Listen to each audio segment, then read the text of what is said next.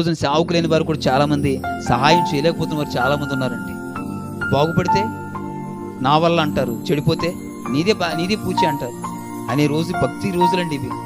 కానీ ఈ రోజున విశ్వాసులను కూడా పట్టించుకొని నువ్వు భయపడొద్దు, బాధపడొద్దు అని వారి ఇంటికి వెళ్ళి వారి భుజాల మీద చేసామా, భయపడొద్దు బ్రదర్, భయపడొద్దని ప్రతి సేవకుడు చెప్పగలిగితే అండి, ఈ రోజున అపజయము లేకపోతే ఆవేదన లేకపోతే నష్టం అన్నది సంఘంలో జరగదండి. దేవుని నామం నిజంగా అంటాను, అవమానపరచబడకూడదు, పడదండి కాదంటారా? సేవకుడి బాధ్యత ఏంటి? బాధలో ఉన్నప్పుడు ఓదార్చాలి, వారి సంతోషంలో వారి కన్నీళ్ళలో కూడా పాలిభాగస్తులు అవ్వాలి. పాలిభాగస్తులు అయితే ఆ విశ్వాసి, అయ్యో నేను రక్షించుకున్నందుకు, నాకు ఈ బోధ అందిస్తున్నందుకు నా సేవకుడు నాకు తండ్రిగా నిలబడ్డాడని ఎంత గుండె ధైర్యం తెచ్చుకుంటాడు. నిజంగా అందరినీ విడిచిపెట్టే కదా మీరు ఇక్కడ కూర్చున్న సమయం. మీరు కూర్చోకుండా మీ ఇంటికాడ ఉంటే బంధువులతోనో స్నేహితులతోనో గడుపుతారుగా, వాళ్ళ మాటో వారి సహాయం పొందుతారుగా. మరి అందరూ వద్దనుకునే కదా సంఘంలోనికి బిడ్డలు చేర్చబడేది. నా బంధాల కన్నా ఆత్మీయ బంధం గొప్పదని కదా మీరు ఇక్కడ కూర్చునేది. నా కన్నవారి కన్నా దైవజనుడు ముఖ్యమని కదా కూర్చునేది. కన్నవారికి కట్టుకున్న వారికి కూడా చెప్పని వారి పరిస్థితులు సేవకుడికి కదా చెప్పుకుంటారు ఈ రోజున, కాదంటారు? ఎందుకు చెప్పుకుంటారు? అందరికంటే సేవకుడే కదా మా పక్షం ఏడుస్తాడనే, ఓదారుస్తాడనే కదా, ప్రార్థిస్తాడని కదా. నిజంగా ఆ తల్లిని బట్టి ఆ మాట చెప్పగానే, ప్రభువా నీకు వందనాలయ్యా.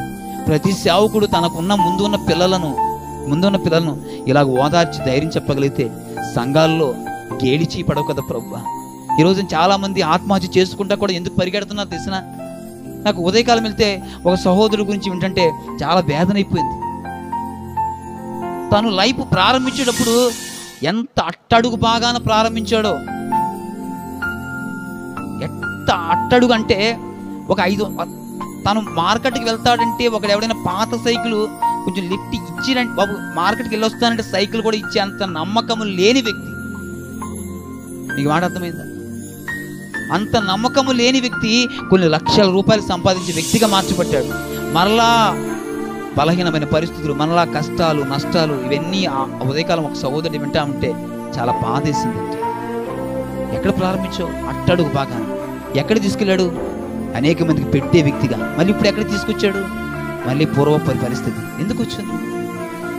నేను అనుకుంటాను, ప్రభువా ఈ బిడ్డలు చేసిన తప్పిదాలు కొన్ని ఉండవచ్చేమో, కానీ తప్పు లేకుండా దేవుడు శిక్ష అనుభవించడు. కానీ ఆ తప్పుల్లో కూడా క్రమపరిచి బలపరిచి నిలబెట్టే బాధ్యత సేవకుడికి ఉంటే, నిజంగా ప్రతి సేవకుడు అలాగే నిలబడి, నేనున్నానో, నీ తప్పిది, నీ మెప్పిది, నీ కారణం ఇది అని చెప్పి సరిచేసి నిలబడితే ఎంత నీ కుటుంబాలు నిలబడతాయండి. ఈరోజు ఎన్ని కుటుంబాలు నిలబడతాయి? నిజంగా ఉదయకాలం ఈ సాయంకాలం ఆ సాక్ష్యాన్ని బట్టి దేవుని దగ్గర స్తుతించాను. మన దేవుడు నమ్మదగిన వాడండి.